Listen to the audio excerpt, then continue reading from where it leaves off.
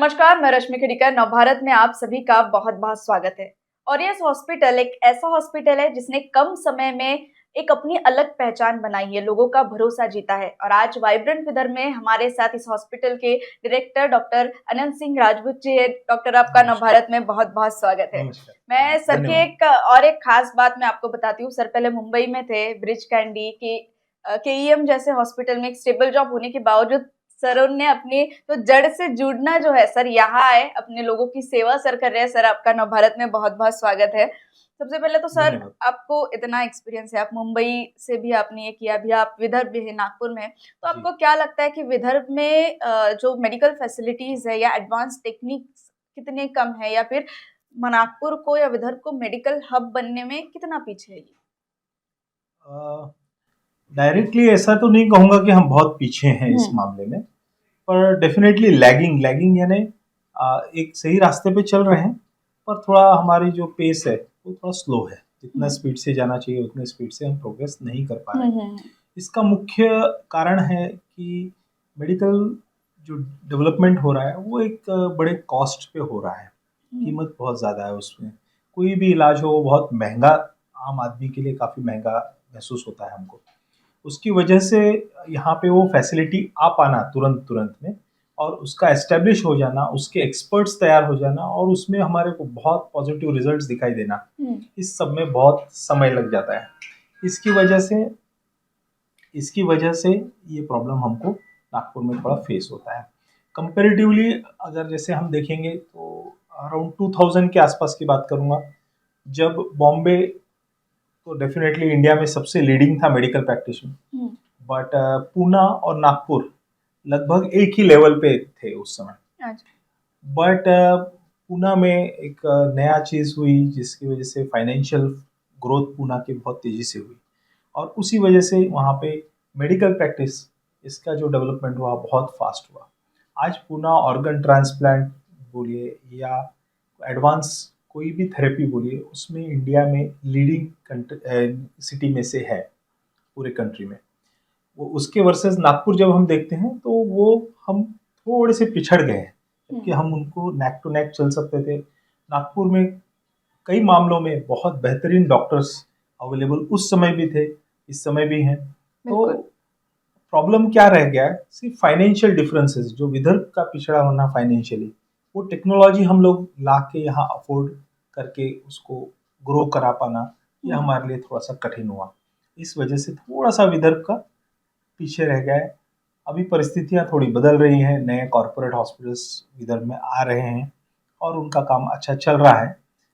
Hopefully ये difference हम कुछ समय में कवर अप करते हुए दिखाई देंगे। बिल्कुल सर, हम ऑडियस हॉस्पिटल की बात करते हैं, बहुत कम समय में लोकप्रियता हासिल की है, या लोगों का ट्रस्ट जो है वो बहुत बड़ी बात होती है एक डॉक्टर के लिए, वो जीतना, वो भरोसा लोगों का हमने जीता है। तो बाकी हॉस्पिटल्स के अलावा हमारा क्या डिफरेंट है हमारे हॉस्पिटल में? दो मेजर पॉइंट्स हैं। पहले एक पेशेंट केयर में मानवीय गुण होना, वो सबसे महत्वपूर्ण पार्ट होता है, और दूसरा उसी गुण के अराउंड होता है कि उसको अच्छी मेडिकल या त्वरित मेडिकल जो सुविधा की आवश्यकता है वो अवेलेबल करा देना। सो एक सिस्टमेटिक वे में अगर हम ये सारी चीज़ें एक साइंटिफिक वे में डिज़ाइन करते हैं हॉस्पिटल में, तो तब हम ये फैसिलिटी उस पेशेंट को प्रोवाइड कर सकते हैं। एक सिंपल एग्जांपल समझाने की कोशिश करूंगा। एक डिफिब्रिलेटर नाम का इक्विपमेंट होता है, वो बहुत ही कम काम में आता है।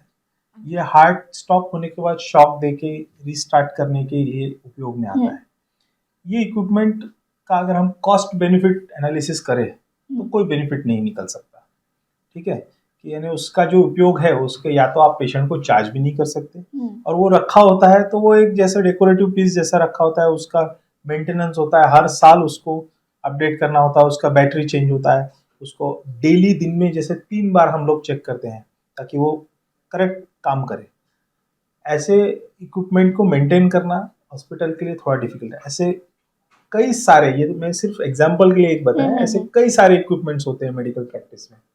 प्रॉब्लम कहाँ आता है, जब ऐसे कई सारे इक्विपमेंट हो जाते हैं उसके कॉस्ट बनने लग जाती है। अगर हमको अच्छा सिस्टम मेंटेन करना है तो ऐसे सारे इक्विपमेंट्स को हमको मेंटेन करके चलना होता है, और वो कॉस्ट उस सिस्टम में ऐड होती जाती है।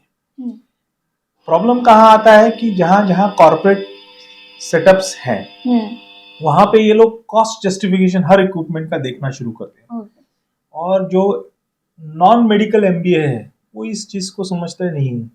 वो लोग ये सोचते हैं कि इसका इवैल्यूएशन, इससे इतना पैसा मिलना चाहिए, इतना पैसा डाला है, इतना रिटर्न आना चाहिए।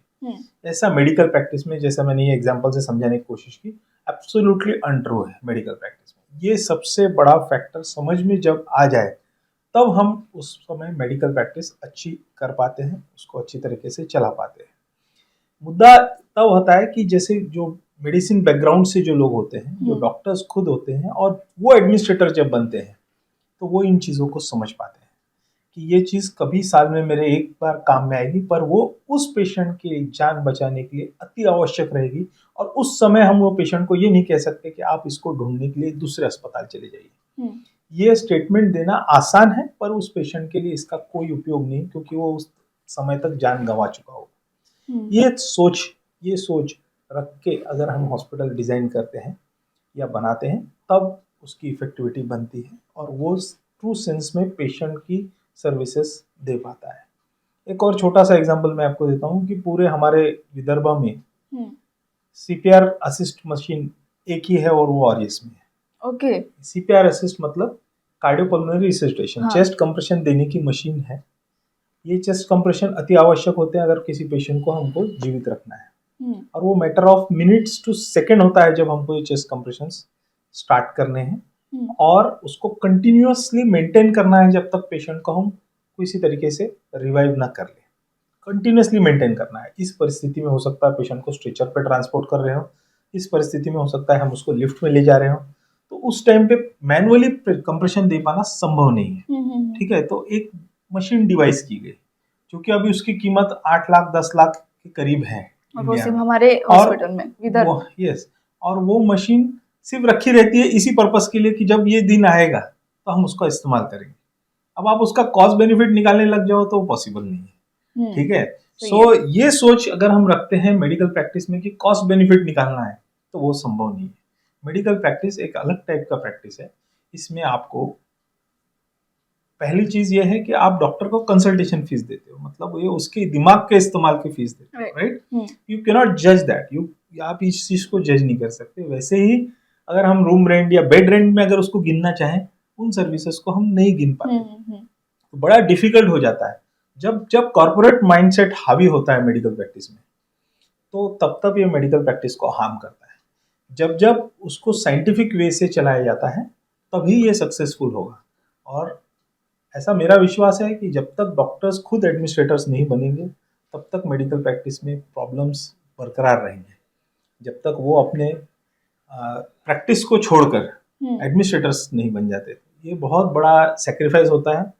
ये मैंने एक्चुअली बहुत सीखने के लिए चीज़ें होती हैं। जैसे तो डॉक्टर जीएम टावरे के साथ काम करने का हम लोगों को सौभाग्य मिला। वो नागपुर के या सेंट्रल इंडिया के फर्स्ट न्यूरोलॉजिस्ट थे, है ना। तो उनके साथ काम, एक गुड डॉक्टर और एक गुड एडमिनिस्ट्रेटर कैसा होता है ये जानने के बाद समझ में आता है कि आप किस तरीके से आपको अपने जीवन में आगे बढ़ना है और काम करना है। तो उनका इन्फ्लुएंस हम लोगों के ऊपर बहुत काम करता है और यश के ऊपर काफ़ी काम करता है। बहुत बड़ी बात आपने कह दी इसमें सर हॉस्पिटल में मतलब पेशेंट्स जो है नागपुर के बाहर से कितने हैं? और ये इसमें मैं बोलूँगा लगभग 50% पेशेंट तो नागपुर के बाहर हैं, जैसे कई सारे हॉस्पिटल्स में होता है नागपुर के कि बाहर के पेशेंट्स काफ़ी इन्फ्लो आते हैं। पर इसके अलावा कई सारे पेशेंट्स नागपुर के खुद के ही हैं, क्योंकि नागपुर के लोगों को और ये पे ट्रस्ट डेवलप हुआ है, तो जिसके लिए मैं उनका बहुत बहुत धन्यवाद करना चाहता हूँ। पर उसकी वजह से हमारे पास नागपुर के पेशेंट्स की काफ़ी अच्छी पॉपुलेशन है। सो इन एवरेज 50% लोग ही हमारे पास नागपुर के बाहर के हैं, बाकी अधिकतर लोग नागपुर से ही है। मतलब उतना लोकप्रिय या ट्रस्ट जो है ऑरियस हॉस्पिटल पे लोगों का है और लोग यहाँ पे आते हैं।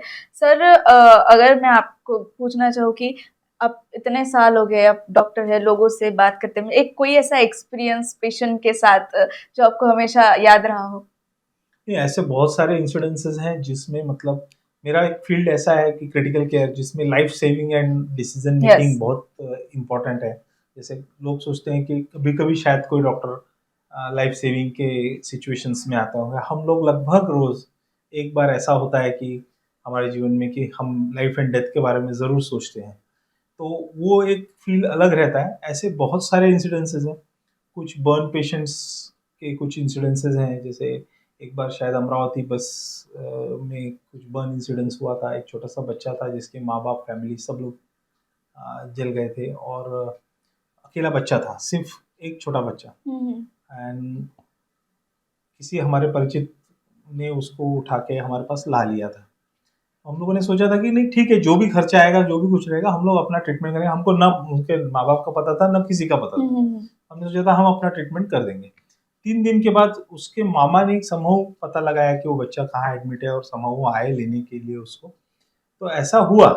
वो एक बहुत बड़ा भाग रहता है। वो बच्चा हमेशा मिलने आया, उसके बाद जब वो ठीक भी हुआ तभी भी पूरा मिलने आता है। तो वैसे भी कुछ इंसिडेंसेस हैं। ऐसे कई सारे और लोग हैं जो मिलने आते हैं, बोलने के लिए आते हैं कि आप लोगों की वजह से हम लोग स्वस्थ हो पाए या अच्छे हो बिल्कुल। पाए, आपकी मदद। इसके अलावा एक बड़ा भाग आपको और बताना चाहूँगा, जो हमारे लिए एक फीलिंग अलग रहती है। कई बार हम लोग उस चीज़ को बदल नहीं पाते, पर एक ऐसा काम हमारे हाथ से हो जाता है या ऐसा कुछ हो जाता है जिसका प्राउड फीलिंग हमको रहता है। जैसे कोई बहुत डिफिकल्ट डायग्नोसिस हो, हो सकता है उसका ट्रीटमेंट बहुत सिंपल हो, हाँ। और वो डिफिकल्ट डायग्नोसिस जब आप एज अ डॉक्टर क्रैक कर लेते हो तो आपको बहुत खुशी होती है उस चीज़ की। तो ऐसे भी कुछ इंसिडेंसेस होते हैं। सो नॉट ऑल द, और कई बार होता है कि वो डिफिकल्ट डायग्नोसिस आपने कर लिया, उसकी खुशी है, but treatment point of view से पेशेंट के पास अपन कुछ नहीं दे सकते। तो पेशेंट के लिए तो वो अनफॉर्चुनेट थी, बिल्कुल। बट वो आपके लिए एज एकेडमिक चैलेंज था, तो वो आपने फुलफिल किया, तो वो भी आपको कई बार प्राउड।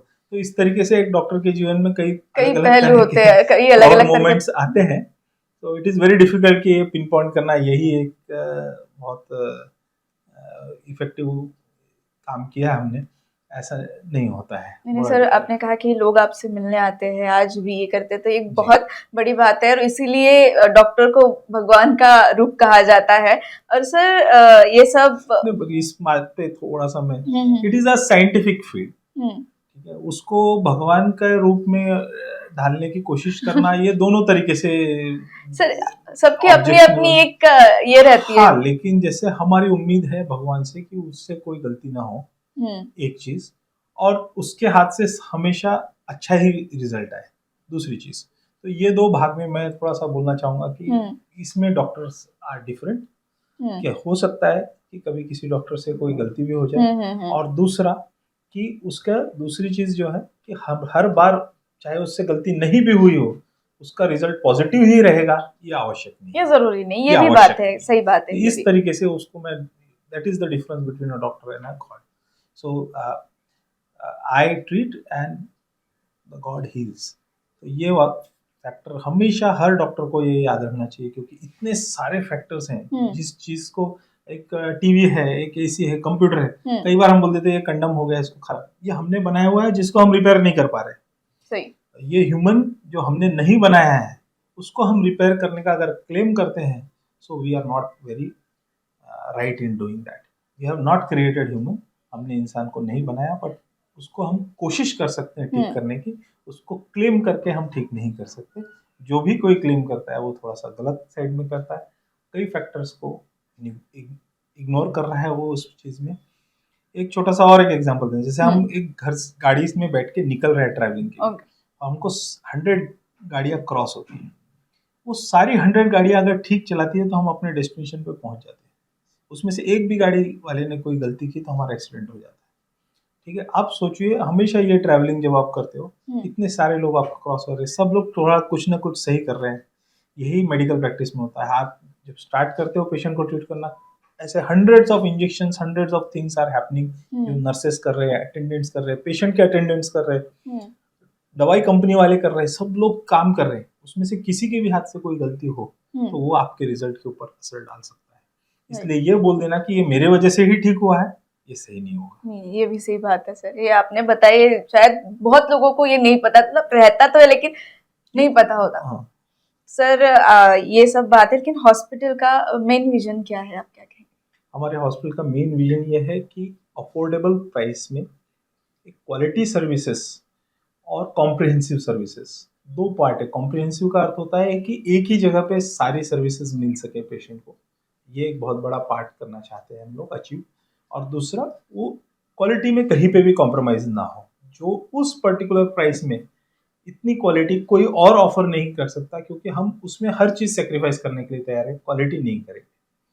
और ये बनाया गया था इस इंटेंशन से कि जहाँ पे मैं अपने घर वालों का, अपने माँ बाप का ट्रीटमेंट या अपने किसी क्लोज रिलेटिव का ट्रीटमेंट कर सको, ऐसी जगह तैयार करना, यही इंटेंशन से ऑरियस बनाया गया था। उसका हर हर कदम इसी उद्देश्य की तरफ आगे बढ़ता है।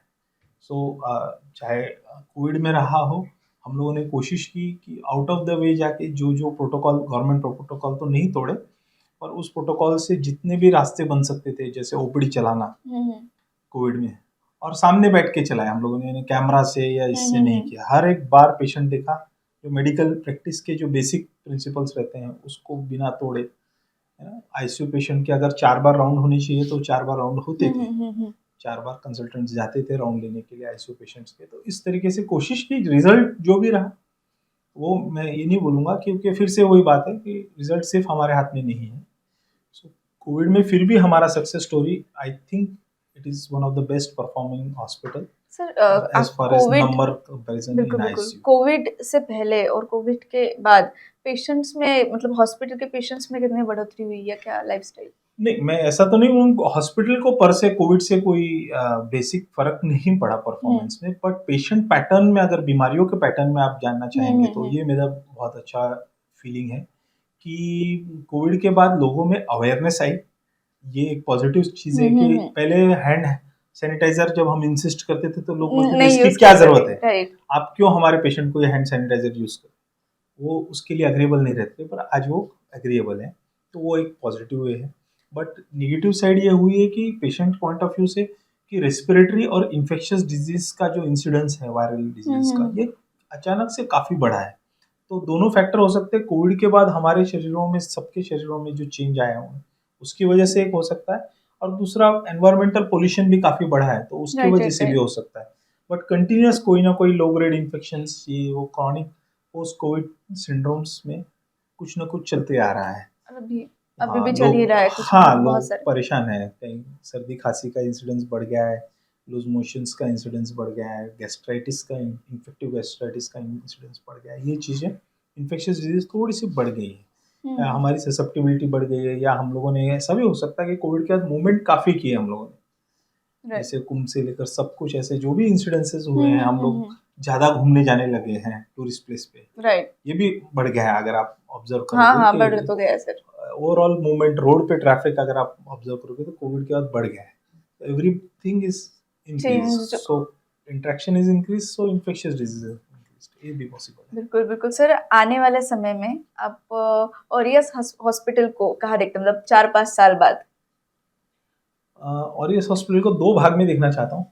एक, बहुत हाई क्वालिटी सर्विसेज देने वाला जगह, जहाँ पे बेस्ट पॉसिबल ट्रीटमेंट जो पेशेंट अचीव कर सके in affordable price.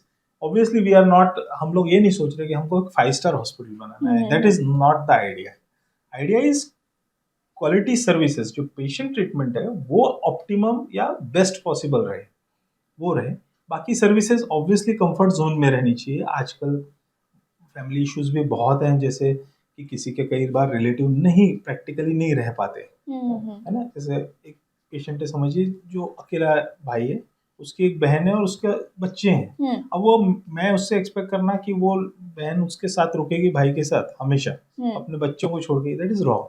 So my services should be in such a way कि उसकी भी हम इक्वल अच्छी केयर कर सके, ऐसे पेशेंट की जिसके घर वाले उस समय उपलब्ध किसी कारणवश नहीं हो पा रहे। तो वो एक क्वालिटी पैरामीटर है। At the same time medically हमने साइंटिफिक ट्रीटमेंट सबसे अच्छा देना है, ये सबसे इंपॉर्टेंट पैरामीटर रहेगा।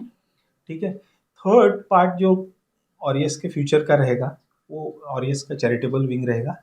जो चैरिटेबल विंग में डेफिनेटली जो सोशली अंडर प्रिविलेज लोग हैं, जिन लोगों ये सब सारे ट्रीटमेंट अफोर्ड नहीं कर सकते, उनको कैसे एक प्लेटफॉर्म पे लाके क्राउड फंडिंग के माध्यम से या किसी तरीके से जो एटलीस्ट ट्रीटेबल डिजीजेस के हम्म पार्ट है, जो डिजीजेस जिसको हम ठीक कर सकते हैं, उस उन डिजीजेस के लिए एटलीस्ट हम एक प्लेटफॉर्म प्रोवाइड कर सके, एक हॉस्पिटल का विंग ऐसा प्रोवाइड कर सके या ऐसा आउटलेट प्रोवाइड कर सके, तो वो हमारा एक थर्ड ये रहेगा। बहुत अच्छी बात की सर, क्योंकि जनरली ऐसे सुनने में नहीं मिलता है, और आपने वो कहा है सर, जब ब्लास्ट हुआ था भंडारा में वगैरह, वो भी पेशेंट ओरियस हॉस्पिटल में, तब उमरेड में उमरेड में शायद, हाँ, वो भी पेशेंट शायद ओरियस हॉस्पिटल में ही उनका इलाज किया गया था और बच भी गए थे बहुत। जी, हमारे पास 7 पेशेंट आए थे, तो 7 में से 2 की तो तभी 100% बर्न थे, तो विद इन 2 डेज डेथ हो गई थी, विद इन 2 डेज। बाकी पाँचों ठीक हो गए हैं, और 2 लास्ट के जो 2 पेशेंट डिस्चार्ज के लिए लगभग रेडी हैं। मे बी 1 आध हफ्ते या 10 दिन के अंदर वो लोग भी अपने घर चले जाएंगे और स्वस्थ होके जाएंगे, यानी कोई भी पार्ट का लॉस नहीं हुआ, फंक्शनैलिटी का लॉस नहीं हुआ, चेहरे का लॉस नहीं हुआ, चेहरे में कोई भी पार्ट का, तो वो भी मुझे बहुत खुशी है उस चीज़ की कि वो लोगों को इतनी अच्छी प्लास्टिक सर्जरी भी हो पाई उनकी, और उन्होंने भरोसा जताया ओरियस हॉस्पिटल पे, वो जी। बड़ी बात है सर। एक आखिरी सवाल मेरा है कि हम वाइब्रेंट विदर्भ की बात कर रहे हैं, तो ओरियस हॉस्पिटल का विदर्भ में किस तरह का योगदान रहा है, चाहे एम्प्लॉयमेंट हो या कोई और बात? एम्प्लॉयमेंट पॉइंट ऑफ व्यू से अगर आप कहेंगे, तो हमारे पास इस समय लगभग 400 के ऊपर लोग हैं जो एम्प्लॉयड हैं, जिनको हम रीजनेबल सैलरीज और मिनिमम वेजेस के जितने नॉर्म्स हैं, ऑल नॉर्म्स को फॉलो करते हुए हम ये रखे हुए हैं।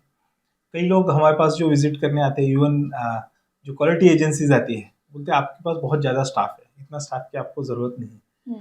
पर मुझे ऐसा लगता है कि दोनों पार्ट हैं, एक इनह्यूमन किसी के ऊपर भी ये नहीं, मतलब वर्किंग उसका जो एटमॉस्फेयर है बहुत हेल्दी होना चाहिए, तो वो हमको ऑब्जर्व करना बहुत ज़रूरी है कि जो आपके पास आपके साथ जो लोग जुड़े हुए हैं, आपके साथ काम कर रहे हैं, जैसे आज टाटा साहब का नाम सब लोग उनके एम्प्लॉयज़ लेते हैं, ऐसे हमारे एम्प्लॉयज़ भी हमारे यहाँ हमेशा खुश रहे, वो दुखी होकर काम ना करें, ये फर्स्ट है।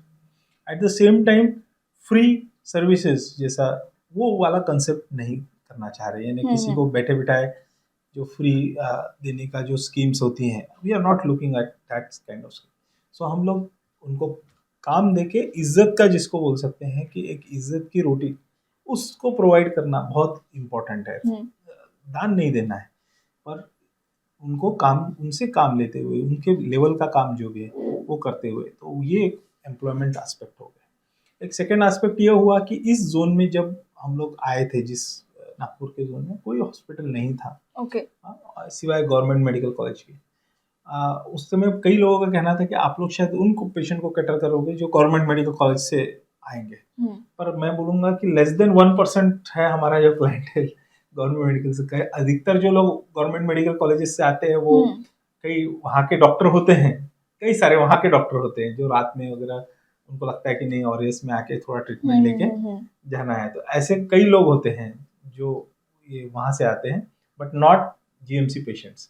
हम वो टारगेट हमारा नहीं है कि वहाँ के पेशेंट्स को यहाँ लाना। हाँ, ज़रूरत किसकी भी हो, उनके पेशेंट की भी ऐसा भी हुआ है मेरे पास कि जो पेशेंट का गवर्नमेंट में नहीं हो पाया, तो मैंने बोला आप पेशेंट ला लो, आपका जो भी प्रॉब्लम है सॉल्व कर दूंगा और आप वापस वहीं ले जाना गवर्नमेंट में। ऐसा भी हमने कई बार करके दिया है कि पेशेंट की समस्याओं का हल कर दिया यहाँ से और वापस उनको गवर्नमेंट में उधर ही भेज दिया, ताकि वो अपना ट्रीटमेंट जैसे फ्री में चाहते थे तो वो फ्री में कंटिन्यू कर सके विदाउट चार्जेस। हम लोगों ने यहाँ से ऐसे सर्विसेज उनको दी है। विदर्भ में फ्यूचर और जैसा देखना चाहता हूँ, तो मेरा ये लगता है कि हम लोगों का जो एक्सपीरियंस रहा है एज अ ग्रुप, 7 डायरेक्टर्स हैं, सब लोगों ने अपने अपने रोल्स एंड रिस्पॉन्सिबिलिटीज निभाई हैं। मेडिकल प्रैक्टिस बहुत सारे डॉक्टर्स कर रहे हैं और सब अच्छा काम कर रहे हैं, वैसा हम लोग भी कर रहे हैं, पर उसके साथ में एक जो होलिस्टिक सारा केयर को मिलाकर बढ़ाना, जिस तरीके का केयर पेशेंट डिजर्व करता है, डिजर्व उसका हक है जिस तरह केयर का, वो केयर उसको प्रोवाइड करना, ये मेरा सपना है। और उम्मीद करता हूँ कि ये इस पे हम लोग कुछ हद तक ऑलरेडी खरे उतरे हैं और भविष्य में इसमें हम जिसको बोलते पराकाष्ठा, ऊंचाई, वो उस पराकाष्ठा तक पहुंच सके जहाँ पे ये हो कि हाँ, ये सर्विसेज डेफिनेटली इंटरनेशनल स्टैंडर्ड की हैं, ऐसा कुछ कर पाए तो हम लोग बहुत खुशी होगी। बिल्कुल, बिल्कुल सर, और वो ज़रूर आप करेंगे क्योंकि ऑलरेडी लोगों के मन में जो रिस्पेक्ट आपकी बन चुकी है, वो बहुत अच्छी बन चुकी है। और आखिरी में हमारे दर्शकों को आप क्या कहना चाहेंगे? मेरे सारे दर्शकों को मैं एक चीज़ कहना चाहूँगा कि हमारे जीवन में 3 भाग होते हैं। एक भाग होता है हमारा कर्म का, कि हमको काम करना है, और सिर्फ़ काम करने के लिए जीना है ऐसा नहीं है। इसलिए हमको अपने स्वास्थ्य का ध्यान रखना है, जिससे हम अच्छी तरह अपना काम कर सकें, यानी हमारी प्रोडक्टिविटी अच्छी रहे। तो अपने स्वास्थ्य का आप ख्याल रखें। स्वास्थ्य 2 तरह के रहेंगे, शारीरिक और मानसिक। तो आपके मानसिक स्वास्थ्य के लिए आपके परिवार का भी बहुत बड़ा योगदान रहेगा। तो 3 चीज़ों का ख्याल रखिए, अपने कर्म स्थान का, अपने स्वास्थ्य का और अपने परिवार का। ये तीनों चीज़ों का जब आप बैलेंस और ध्यान रख पाएँगे, तो आपका जीवन सफल होगा, और आपके जीवन सफल होने से ये हमारा देश सफल हो पाएगा। आप सभी के जीवन की सफलता ही हमारे देश की सफलता है। धन्यवाद। Thank you so much sir, आज नवभारत के साथ जुड़ने के लिए। आपके जो सपने हैं हॉस्पिटल को लेके वो हमेशा पूरे हो, यही आशा करती हूँ, ये शुभकामनाएं आपको देती हूँ। तो आज हम ऑरियस हॉस्पिटल में आए थे, एक ऐसा हॉस्पिटल है जो हमेशा लोगों की सेवा के लिए आगे बढ़ता है। सर ने कहा है कि वो पेशेंट को उतने ही प्यार और केयर से संभालते हैं जैसे उनके घर का कोई सदस्य हो। हमेशा से ही ऑरियस हॉस्पिटल जो है, हर एक कितनी भी जल्दबाजी हो, कितना कोई ब्लास्ट हो जाए, कुछ हो जाए, हमेशा तत्पर रहता है लोगों की सेवा करने में। और यस हॉस्पिटल के सभी डॉक्टर्स को, सभी एम्प्लॉइज को हम शुभकामनाएं देते हैं कि वो धन्यवाद। हमेशा ऐसे ही लोगों की सेवा करते रहे। खुद का भी आप ख्याल रखा करें और ऐसे ही स्टोरीज हम आप तक पहुंचाते रहेंगे। तब तक मेरे साथ देखते रहिए। कैमरा पर्सन तन्मय के साथ रश्मि खिड़ीकर, नव भारत, नागपुर। धन्यवाद। नव नमस्कार। भारत।